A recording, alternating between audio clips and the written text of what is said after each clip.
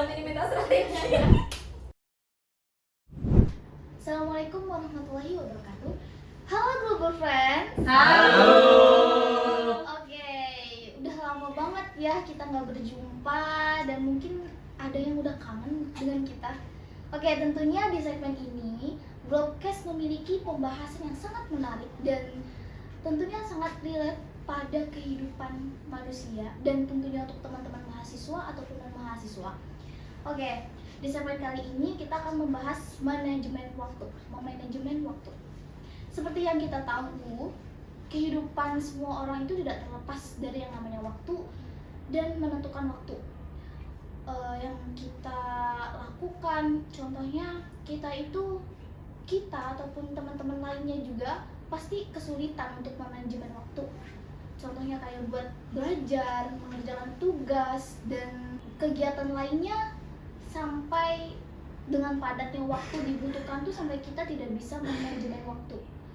Oke, dengan segmen kali ini gue mungkin kenalan dulu kali ya.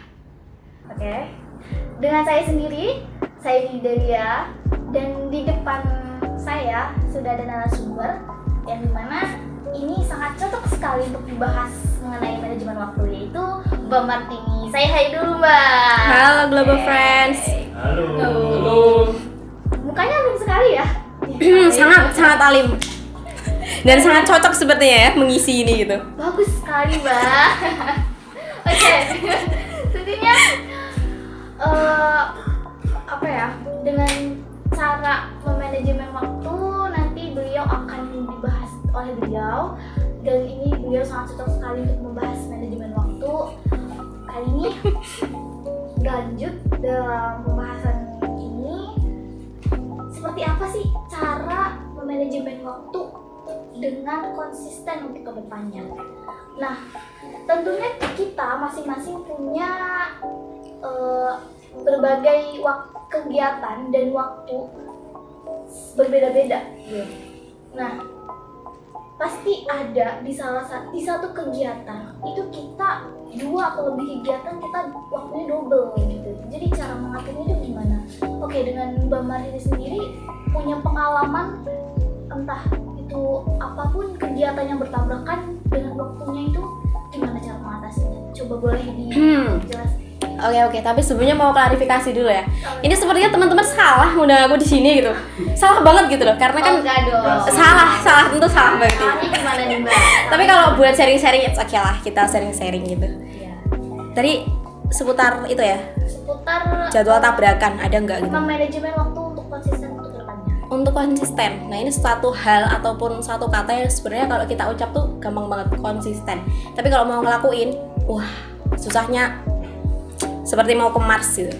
Nah, kalau ditanya pernah ada jadwal tabrakan apa enggak, tentu hampir semua jadwalku itu tabrakan. Karena apa? Karena manajemen waktuku juga masih berantakan gitu. Oh iya, itu Sangat well banget. Sangat kayak gimana ya? Kita kan udah punya rencana nih, punya tulisan-tulisan misalnya target hari ini seharian kita mau ngapain, tapi tetap aja ada yang namanya tabrakan, ada yang namanya malas dan lain-lain gitu. Nah, itu menarik buat kita bahas di sini. Dan sebenarnya walaupun teman-teman salah ngundang aku di sini, tapi nggak apa-apa, kita belajar bareng-bareng gitu. ya, kita sama-sama belajar ya. Oke. Udah segitu. Mungkin ada Manajemen waktu ala aku. Pertanyaan begitu kan? Ala aku itu sebenarnya aku orangnya los-los aja sih, well gitu. Mau ngapain seharian itu kembali ke diri aku sendiri gitu. Well gini katanya. Kembali ke diri aku sendiri, dan itu juga kembali ke teman-teman. Nah, sekiranya teman-teman itu pengen berubah enggak, teman-teman itu pengen sukses enggak, karena kan yang namanya waktu itu kan anugerah terindah yang kita punya gitu loh, yang semua orang itu punya kesempatan yang sama perihal waktu. Tapi produktif atau enggaknya, bermanfaat atau enggaknya waktu teman-teman itu kan kembali ke diri kita masing-masing gitu kan. betul. Nah, kalau teman-teman bisa memanage dengan baik, otomatis waktu itu akan bermanfaat. Tapi ketika teman-teman membiarkan berjalan apa adanya, tanpa punya targetan, ya otomatis akan menjadi bumerang sendiri, gitu sih. Wah, kebetulan nih Mbak Martini juga di kampus ini ikut organisasi. Tentunya di organisasi kan ada Kamu juga. ya gitu.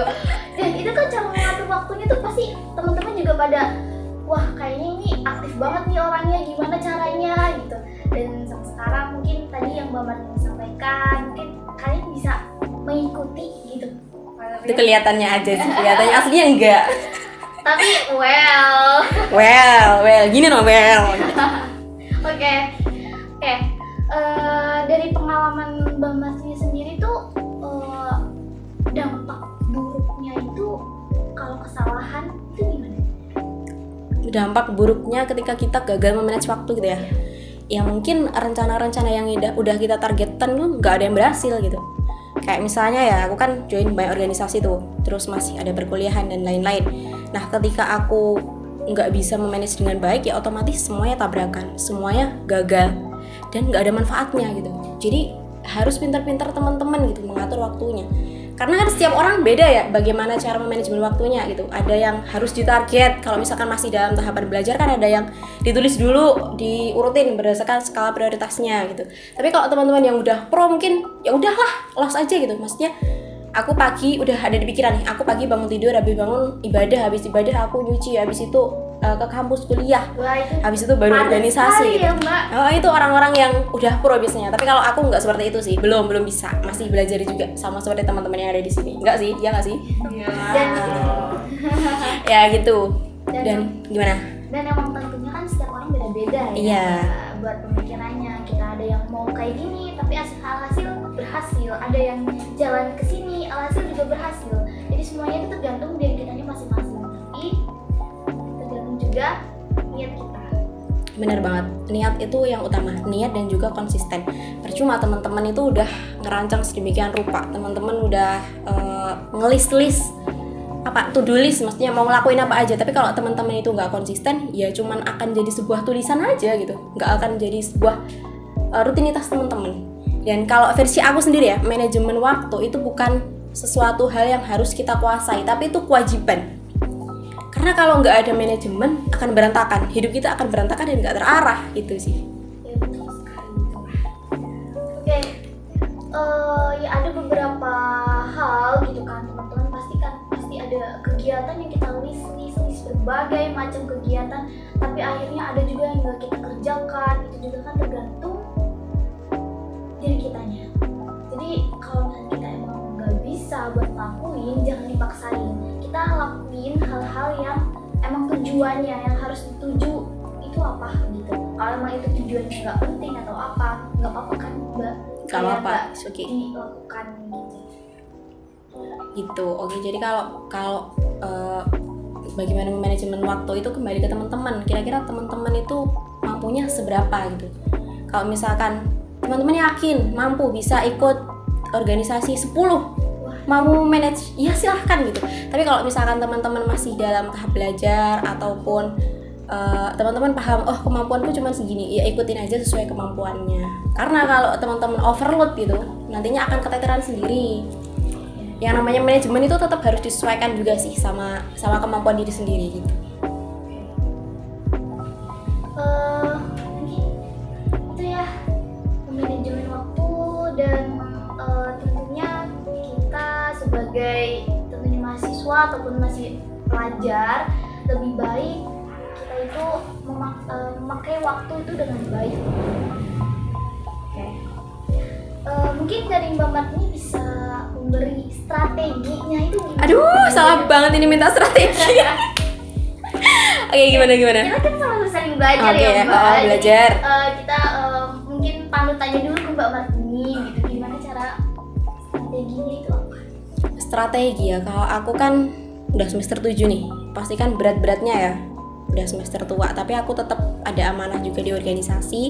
Dan otomatis ketika aku kuliah, aku sedang mengikuti mata kuliah, ada aja yang harus dipikirkan selain itu gitu. Entah di organisasi 1, organisasi 2, organisasi 3. Dan kalau misalkan aku nggak berusaha buat memanage, otomatis semuanya akan keteteran gitu. Nah, kalau tipsnya versi aku adalah ketika teman-teman itu udah berani ikut organisasi ya, misalnya diimbangi dengan kuliah, ya walaupun kuliah itu tetap prioritas, jangan kesampingkan organisasi gitu. Maksudku, jadikan dua-duanya itu sebagai prioritas teman-teman juga gitu. Misalnya ada matkul tapi bertabrakan dengan rapat, dahulukan matkul aja gitu. rapatnya bisa nyusul setelah matkul. Atau kalau enggak di organisasi itu kan teman-teman nggak hanya sendiri tuh, ada banyak orang. Nah teman-teman bisa lah mengamanahkan dulu ke orang lain, tolong ikut rapat ya, aku sedang kuliah dan lain sebagainya. Itu kalau perihal waktu. Nah kalau perihal tugas dan lain sebagainya, jujur aku orangnya orang yang lost banget gitu, sering nggak ngerjain tugas, malah aku minta jabakan ke teman-teman. Ini bukan ngajarin yang jelek loh, tapi aku sharing pengalaman aku sering nggak ngerjain tugas tapi tetap berusaha gimana biar nilai itu nggak terlalu buruk. Bukan berarti bagus tapi nggak terlalu buruk gitu. Dan alhamdulillahnya dapat teman yang baik-baik juga. Maksudnya ketika aku tanya teman-teman itu pada jawab gitu. Intinya bagaimana cara memanajemen waktu yang baik. Kalau misalkan ya masih pemula, teman-teman bisa membuat daftar dulu nih, daftar kegiatan sehari-hari gitu. Tapi tetap harus konsisten dan juga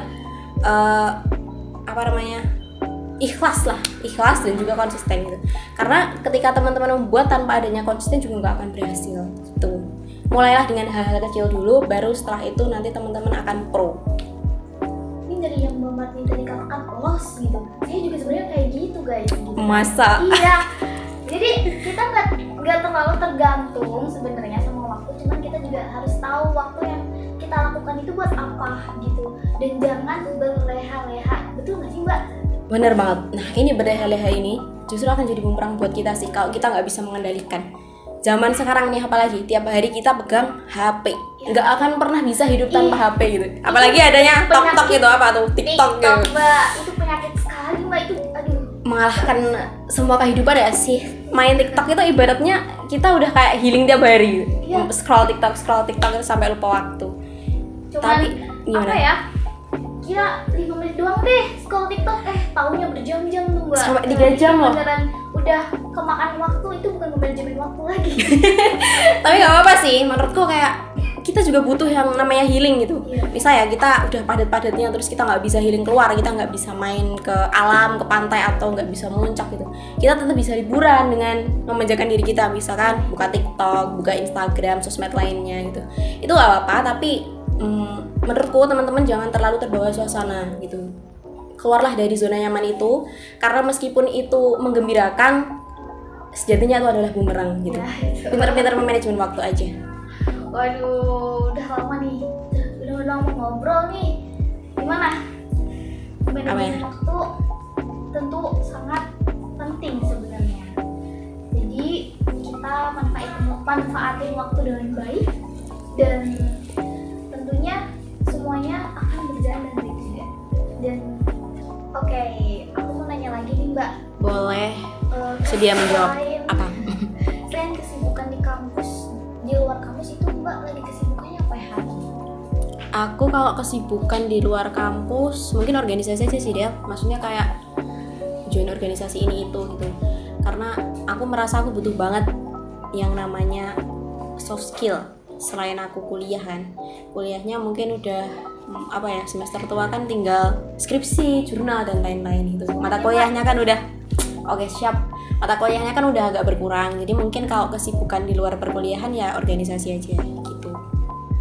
Kalau kerja enggak, jujurly belum pengen kerja, malah masih pengen menikmati kesibukan sebagai seorang mahasiswa gitu sih. Coba satu contoh Mbak Martini manajemen waktu gitu. Satu contoh, maksudnya satu hari gitu? Ya, satu hari contoh. Aduh ribet banget ya ini. Bangun pagi biasanya kalau lagi rajin, langsung sholat subuh. Jam berapa tuh Mbak sholat subuhnya? Subuhnya jam berapa sih? Jam 5 dong tentunya. Jam 8. Jam 8 itu Nggak jeda. subuh ya? Ya subuh lah. Habis subuh biasanya aku langsung persiapan ya, beres diri gitu, beresin kamar, habis Kalau itu mager mandi. itu gimana, Mbak? Kalau mager? Iya. Mager tergantung situasi dan kondisinya sih Del. Kalau misalkan hari ini urgent, ada mata kuliah pagi, ya mau nggak mau harus tetap berangkat. Tapi kalau misalkan kayaknya seharian ini free deh, di rumah aja boleh gitu, mungkin habis subuh tidur lagi. Tapi ini jangan dicontoh. Tapi ini banyak pengalaman Mbak dari teman-teman juga pasti. Nah kalau sebaiknya ya jangan seperti itu sih. Pagi itu adalah waktu yang sangat produktif. Ada hadisnya tuh, pagi-pagi itu waktu yang sangat produktif gitu, dan nggak boleh sebaiknya nggak boleh habis subuh itu tidur lagi gitu. Tapi kalau lagi rajin ya, misalnya ini aku lagi posisi rajin, habis subuh beberes mandi, habis itu kan kuliah tuh. Aku kan laju ya dari Wonogiri ke sini 1 jam. Wah jauh sekali ya guys, berarti mbaknya dari Wonogiri nih. Wah. Deket kalau udah terbiasa deket 1 jam. Habis itu nyampe sini biasanya aku langsung kuliah. Aku nggak suka menunggu lama karena menurutku menunggu tanpa ada kerjaan lain itu sia-sia. Jadi lebih baik aku pas-pasin aja gitu datangnya ke sini. Nyampe sini tuh pas langsung masuk kelas. Kadang telat dikit nih, wah diketawain nih. Telat dikit gitu. Kalau udah telat banget ya ujung-ujungnya tolong dong titip absen gitu. Oh, itu tipsnya nggak boleh dicontoh ya. Jangan banget itu. Nanti ketahuan kayak aku nih. Nggak boleh banget. Ini senang sih. Gitu. Enggak, biasanya langsung kuliah kan, langsung masuk gitu. Terus sembari menunggu biasanya aku di sekre. Sekre apa tuh? Sekre LPM dong. Tentunya. Main ke sekre LPM, ngadem dulu lah ngobrol-ngobrol sama teman karena di sela-sela kita ngobrol kita juga akan dapat pengetahuan baru gitu. Nah setelah itu biasanya aku lanjut kuliah tuh sampai mata kuliah habis. Kalau misalkan ada rapat ya aku ikut rapat. Kalau misalkan enggak langsung pulang ke Wonogiri lagi 1 jam. Dan biasanya nyampe rumah ketika aku bener-bener masih sehat tuh, masih fresh, belum terlalu capek, kerjain dulu hal-hal yang bisa aku kerjain, misalnya nyuci atau nyetrika gitu. Nah habis itu baru nanti sholat maghrib, terus sholat isya gitu. Kadang kalau mau juga ngaji kalau lagi ini apa namanya dapat hidayah, ngaji. Terus habis itu belajar itu istilahnya ngerjain tugas kayak baca-baca buku gitu. Habis itu tidur. Nah teman-teman yang baik, yang budiman ini kalau bisa jangan begadang karena begadang itu akan menurunkan fungsi kecerdasan teman-teman gitu loh. Ya mungkin ya ada beberapa mahasiswa, bahkan kalau aku melihat tuh banyak banget orang-orang yang sekarang tuh lebih suka mikir di waktu malam hari. Ya bener, banyak banget. Atau jangan-jangan kamu sendiri tuh? Ya iya, saya juga termasuknya ya. Tapi ya mbak, bener sekali, remaja sekarang tuh banyak banget orang yang begadang. Nah, ada itu. juga pagi hari yang tidurnya, itu bener-bener gak baik. Nah itu benar-benar nggak baik sebenarnya. Teman-teman tahu itu nggak baik tapi tetap dilakuin gitu. Karena kan itu zona nyamannya teman-teman. Alangkah baiknya setelah melihat case ini nih teman-teman nanti jangan begadang lagi gitu. Tidurnya dinormalin aja, waktu berpikirnya juga disesuaikan sama kondisi otaknya teman-teman gitu loh. Maksudnya ketika pagi sampai sore sampai menjelang malam itu kan waktu yang baik buat kita berpikir. Jangan memaksakan kinerja otak teman-teman itu di malam hari, di dini hari, karena kan itu nggak baik gitu. Ngaruh juga ya mbak. Ngaruh banget sama kesehatan. Nanti yang ada malah teman-teman stres sendiri kalau teman-teman nggak bisa mengambil waktu yang tepat gitu. Gitu ya guys. Jadi selain ini nih, selain kegiatan yang mbak lakuin sekarang nih, lalu buat manajemen waktu yang baik itu kemungkinan itu bisa exploring minat dan pengembangan diri nggak sih? Sangat. Manajemen waktu yang baik itu akan membawa teman-teman ke jati diri teman-teman sendiri. Kenapa coba? Karena ketika kita memanajemen waktu dengan baik ya, kita bisa mengatur waktu dengan baik, otomatis teman-teman punya banyak waktu luang. Nah itu lebih baik. Sehari ada 24 jam. Nah, kemungkinan waktu tidur teman-teman itu hanya sekitar 8 jam. 4 kurangi 8 berapa Del? 4 kurangi 8. Ayo. 8 dikurangi 4. Bukan 24 jam Oh, dikurangi 8. Nah, itu teman-teman masih punya waktu sebanyak itu. Kalau misalkan dimanfaatkan dengan baik, otomatis teman-teman itu bakal nemuin jati diri. Oh, ternyata di sela-sela kesibukanku, aku ternyata pinter nulis nih. Aku pengen nulis. Teman-teman bisa join LPM Global gitu loh, buat mengasah kemampuan diri teman-teman gitu. Ikut organisasi contohnya. Itu salah satu manfaat dari teman-teman, dari keberhasilan teman-teman manajemen waktu gitu dia. Bisa masuk podcast. Oke, baik. Karena mungkin itu yang dari ilmu dari Mbak Martini bisa dicontohkan kepada teman-teman gimana caranya memanajemen waktu yang baik. Ya mungkin segitu dari Mbak Martini dan saya. Mungkin sebelum ditutup podcastnya nih, ada kesan pesan dari Mbak Martini buat teman-teman? Oke, kesan pesan kembali lagi ke sebenarnya aku juga belum pandai gitu mengatur waktu. Tapi karena di sini teman-teman bilang kita adalah sharing bareng, kita sama-sama belajar, gak apa. Teman-teman yang nonton cast ini harus lebih pintar memanajemen waktu. Apalagi setelah nonton video ini ya gitu. Apalagi sama narasumbernya ya. Nanti kalian akan jadi next narasumber di sini pokoknya. Teman-teman pintar-pintar aja mengatur waktu karena waktu itu tidak akan bisa diulang kembali gitu. Sekali salah tetap salah, dan sekali teman-teman berhasil nantinya akan membawa pengaruh yang luar biasa buat teman-teman sendiri gitu. Pintar-pintar mengatur waktu, teman-teman cari referensi, teman-teman sesuaikan dengan kemampuan diri teman-teman gimana nyamannya teman-teman itu memanfaatkan waktu dengan baik gitu sih. Udah itu aja. Oke, tepuk tangan dulu buat Bapak.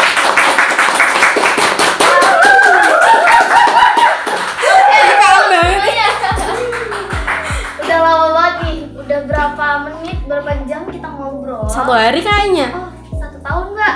Kita mau 1 tahun Mbak. Wah, Boleh, siap. Ini harus minumnya 100 nih.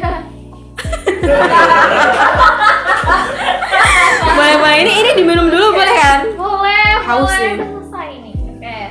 Oke, kali ini kita tutup pembahasan manajemen waktu, dan tentunya bisa diambil ya teman-teman ilmu-ilmunya, terapkan dengan baik. Semoga kalian sehat-sehat selalu, dan Amin. terima kasih Mbak Martini yang udah dari jauh ke sini dari Wonogiri ya Mbak.